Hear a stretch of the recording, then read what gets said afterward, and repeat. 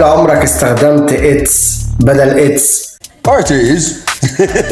ايه ده؟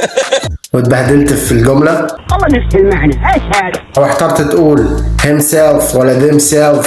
خليني أحكي لك قصة صغيرة. بيقول ايه يعني؟ بيقول اتيز الله يخرب بيتك. لجنة الانتخابات حصلت مشكلة لما الناس قالوا the commission failed to publish its findings.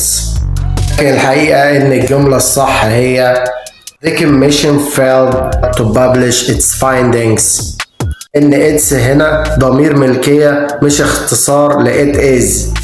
اختصار بيجي في جملة زي it's a lovely day. نقطة تانية لما نقول everyone must keep themselves busy غلط لأن everyone مفرد فبنقول everyone must keep himself busy. ضمير لازم يوافق الفاعل في العدد والنوع.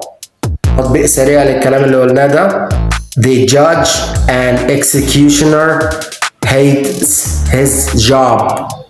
صح أيوة بس لو هو نفس الشخص، إنما لو شخصين مختلفين the judge and the executioner hate their job. قول لي في التعليقات إيه أكتر ضمير بيخدعك في الكتابة، it's ولا their ولا حاجة تانية؟